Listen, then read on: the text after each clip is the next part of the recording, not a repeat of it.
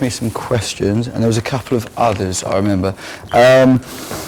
Cool. So before we dive into the sort of how does it actually work bit, there's a couple of questions on things that we covered in the first half that I thought would be useful to just quickly extrapolate on a little bit, just in case they're questions that are shared by the people in the room. So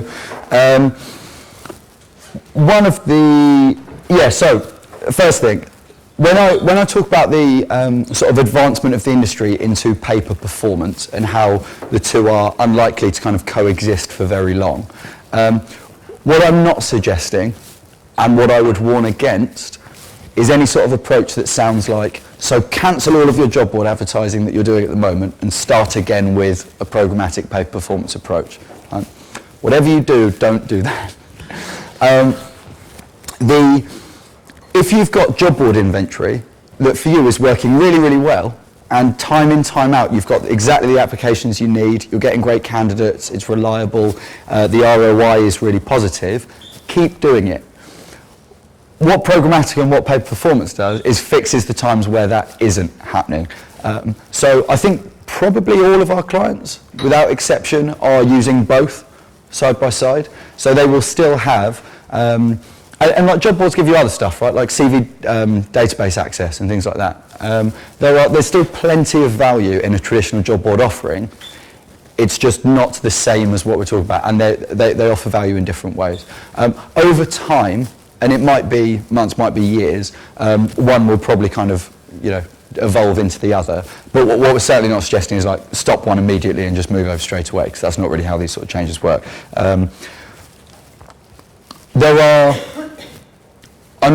So when I'm talking about the pay per performance boards, I've reduced it to like 3 or 4 examples, just to save from having like 30, 40 logos on a slide at any one time.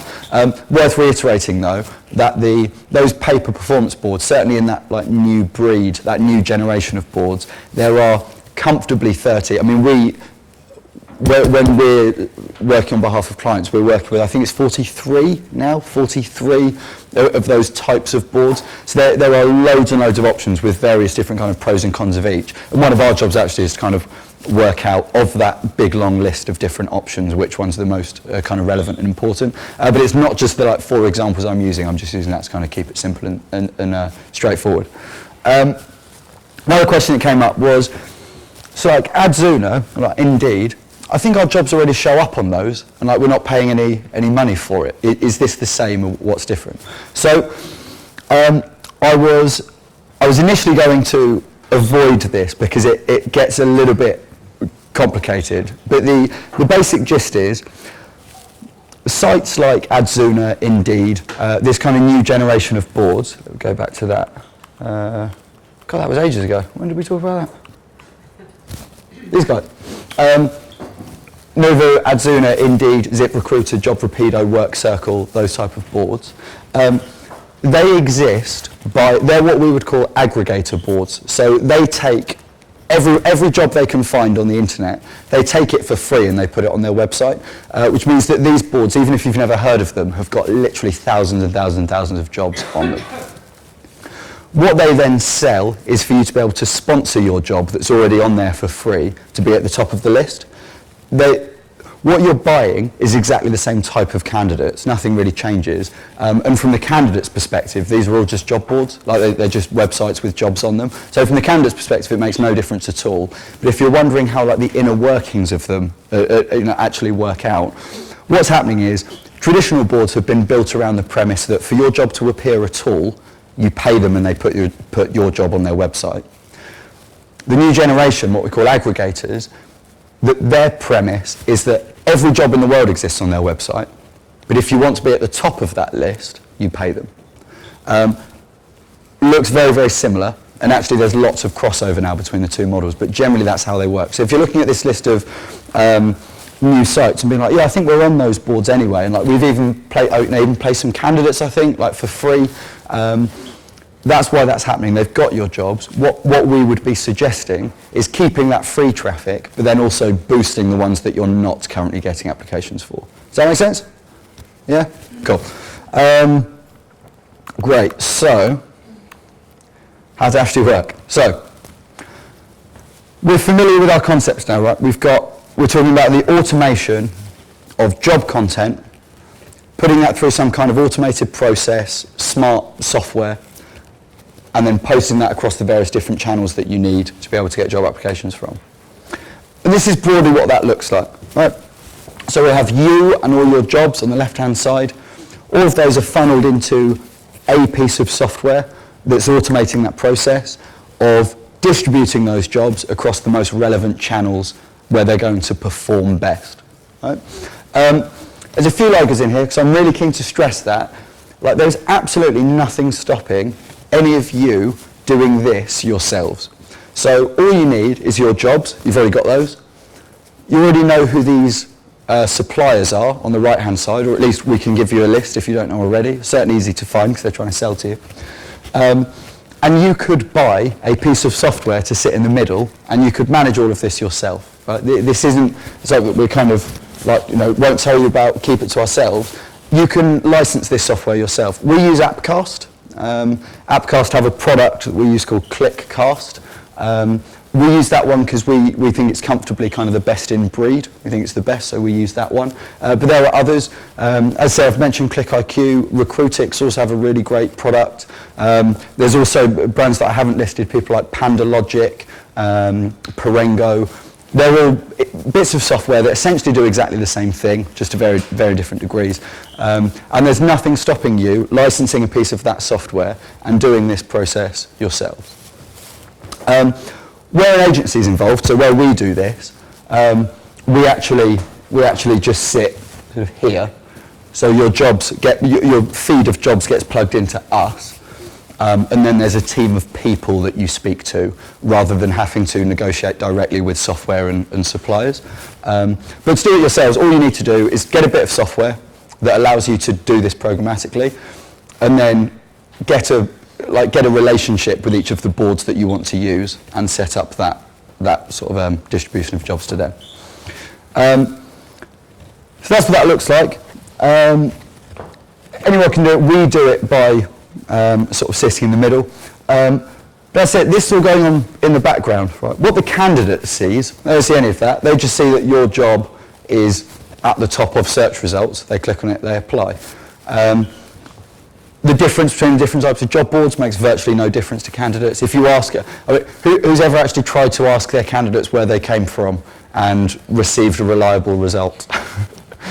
We find that almost always, when an ATS asks, where did you come from, it's no coincidence that whatever's at the top of the list gets the most answers.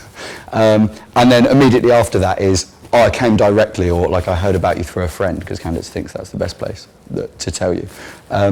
Particularly candidates have no idea where they came to from. They were on the internet one day, they were looking for jobs, and then they applied for your role. So from a candidate's perspective, this is the sort of thing they see, really straightforward, and all of that stuff's going on in the background. What you see as recruiters is you then go, all of this happening via sort of programmatic software, and what that's serving up is like dashboard reports, right? So it's telling you amount of applications, amount of clicks, top performing sources, how much on average you've had to pay for a single click or candidate, how long adverts have been live for, all those sorts of things. So we move into this world where instead of that kind of spray and pray, there are all my adverts, let's see what comes back into the ATS, you can have a really, really granular level of detail to which roles are performing best, which channels are performing best, where are the big gaps in what we're doing at the moment, how can we kind of tweak and optimize this. And the data is where the magic of this all happens, right? Because that's where we find our opportunities to make what we're doing better. This is, if you look at this diagram and think, this is actually quite similar to what we're doing already with something like Broadbean. You wouldn't be far wrong, right? So if I put Broadbean in the middle and just a load of traditional job boards down the right-hand side, it's exactly the same thing, right? All your jobs go into a bit of software. It gets posted out to all of the job boards that are relevant to your job, and you get the applications back through. The difference in the way this model works is that this software, programmatic software, gives you the opportunity to actually manage performance in real time. So with Broadbean, you click post and then 30 days later you'll decide whether things have worked or not. In this model, those dashboards, all of that data, can give you like a day-by-day, minute by minute report of how well things are performing and how well your kind of campaigns are going. Is that making sense? As a model, so when I talk about doing programmatic, that's how you do programmatic. You get your jobs, you put it into programmatic software, and they're distributed via channels that are relevant to your jobs. Cool?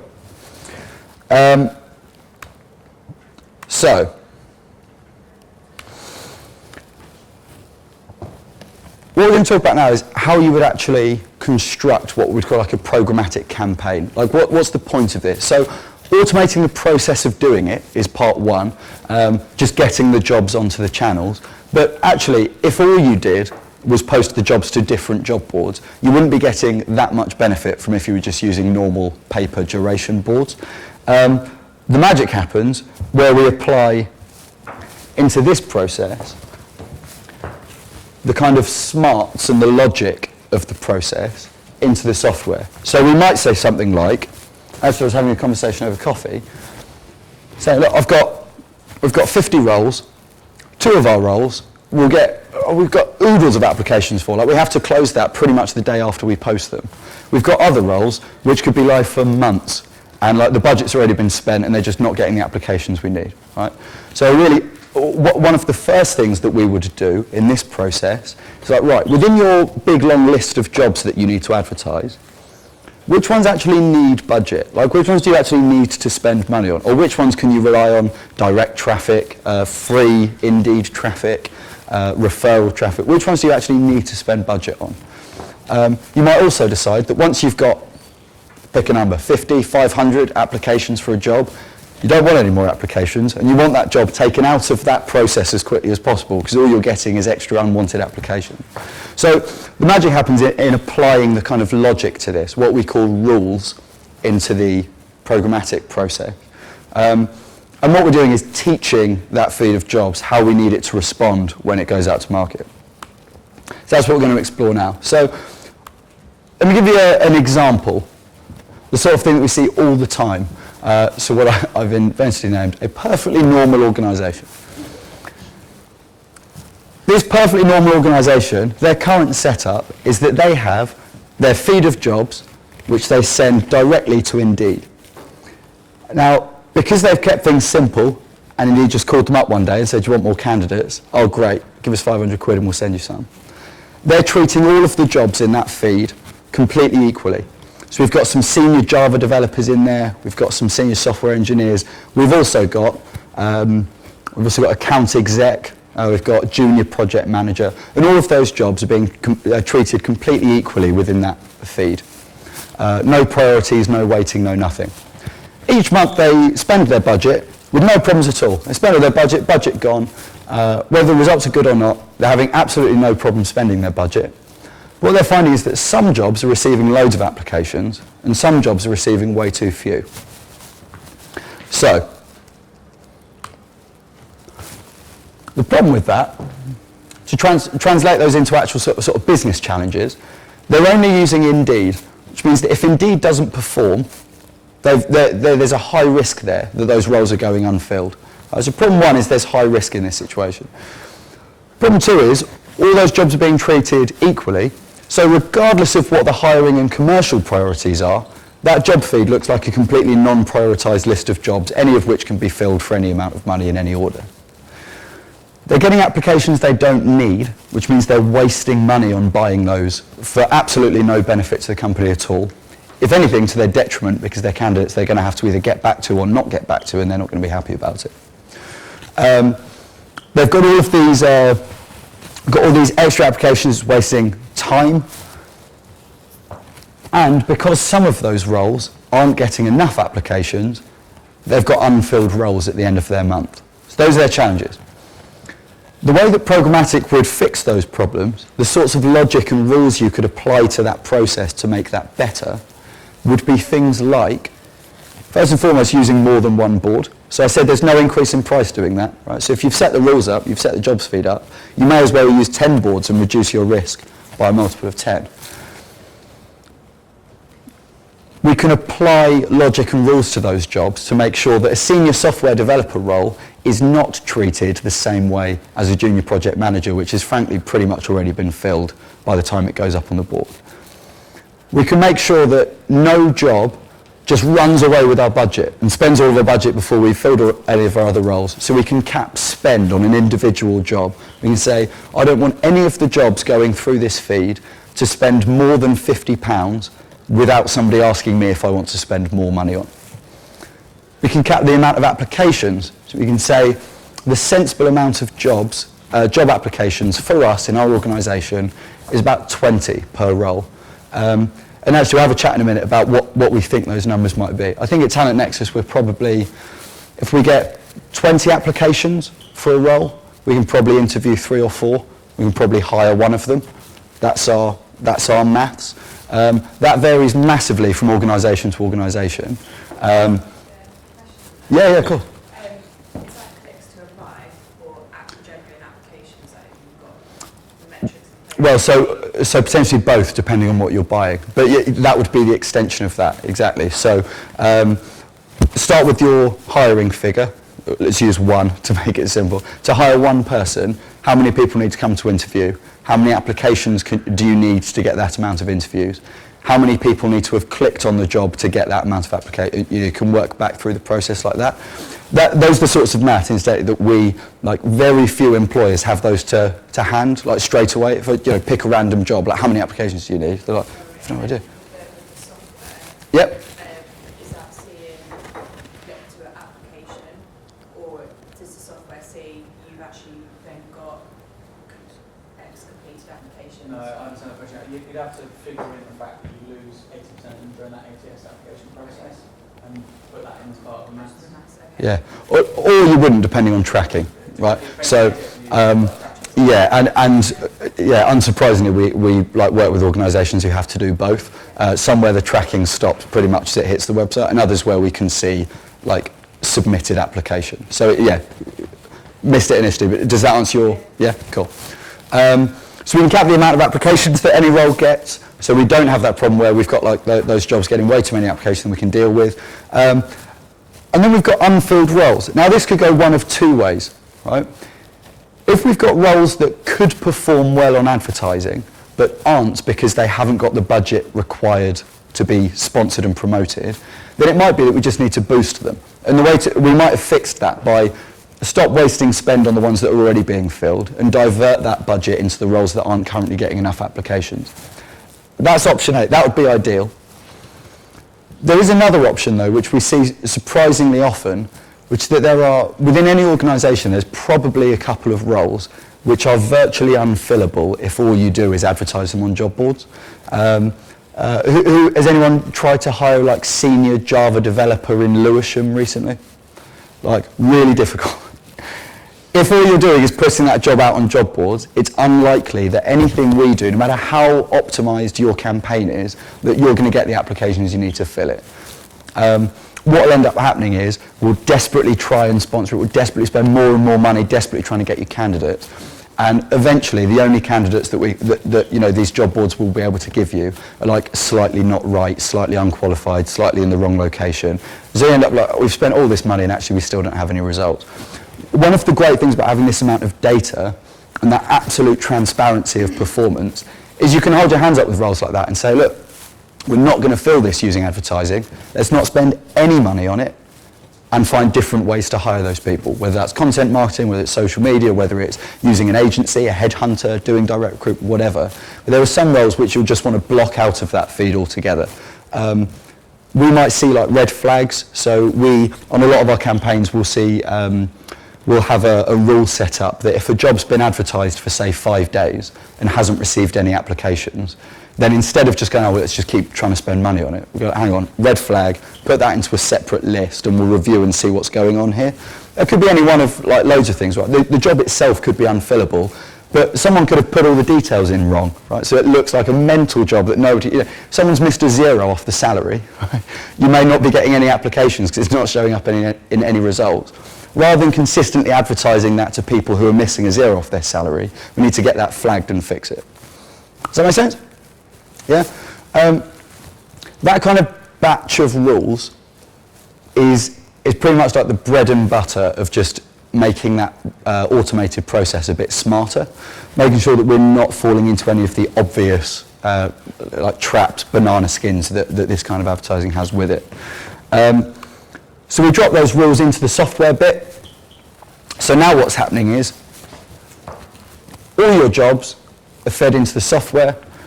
Software then looks through all of those, and the process is like if this, then that. Right? It's like if this job is one of the jobs that we know they want to sponsor it. Great. If it's received 10 applications, stop sponsoring it. If it's not got any applications, flag it. So it becomes very simple. Like once you get into that process of building rules to fix your problems, what it really requires is sitting down, making sense of your results for a while, setting up a bunch of rules at the beginning, and then kind of managing by exception. We find that like even accounts we've worked on for like a year and a half, that for some reason isn't quite matching all the rules you set up. You're like, okay, how do we fix this? That means that you're just working on one role rather than your list of like 200 every time you go and do this process. Is that making sense? How does the data get to the software? Is it on a feed? Is it on an information? Yeah, so that link between job board and software is something that you would either do directly with the boards, or like as an agency, we're talking to that like list of 40 every day, and have that feed kind of built in already. Most of those softwares that I showed you, so the Appcast, the Recruitix, the ClickIQs, they've already got that kind of integration sorted with those boards. How does it get from the ATS, or not from the ATS, but how does it get from the actual input in the system to the software? Is it pulling a report out of the system, or is it? I mean, from this in that direction. How does the data get to the system in order to start applying the rules? Which way around are we? One, two ways. If you're doing it yourself, you'll have dashboards you can see.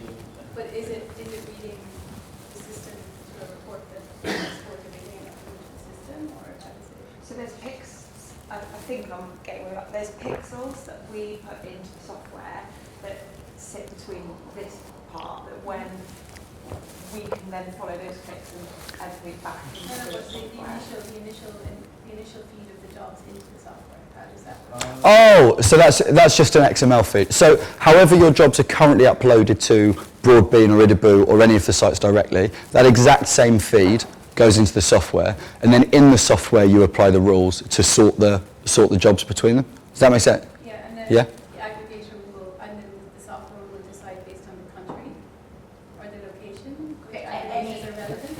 On all of it. So that feed includes all of the pertinent job information, which then allows us to sort it. So like what Ashley's team will do, one of the first things is sort that feed. So make sure that the feed of jobs coming into the software, all the relevant bits of information are tagged properly to allow us to apply those rules. Does that make sense? And then you can filter those anyway. So it could be by country. It could be all the jobs in the US goes on to these 6 different aggregators or whatever it is. But it might also be the number of applications for all the sector it's in, or whatever that is. The campaigns are based on like of your choosing, so it can be on the country, but it can be on lots of different things. Yeah. Cool. So that is a very generic version of like classic problem with advertising jobs and trying to fix them.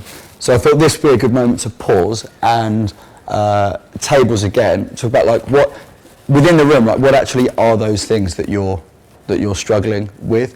Is it that is this idea of having too many applications for a job? You're sitting there thinking, like, I've never had too many applications for a job. Like, what are the problems that we would want to fix? And then we can maybe think about some examples of like how we would achieve that. Is it amount, is it quantity, quality? Is it where they're being advertised? Are you trying to tap into different markets? Like, what are the things that we're actually going through? And then we'll see about kind of dropping that into a model. So, which sort of roles are you trying to apply for? How do they stack up in this list of priorities? Like, do you have, let's hear some examples, like which are those kind of, those jobs that you think could perform if the job boards were doing a better job? Which are the jobs that you know you'll always fill like that and you would just never think, you never need to spend money on? Which are the ones that you might think about blocking and just using other forms of sourcing for?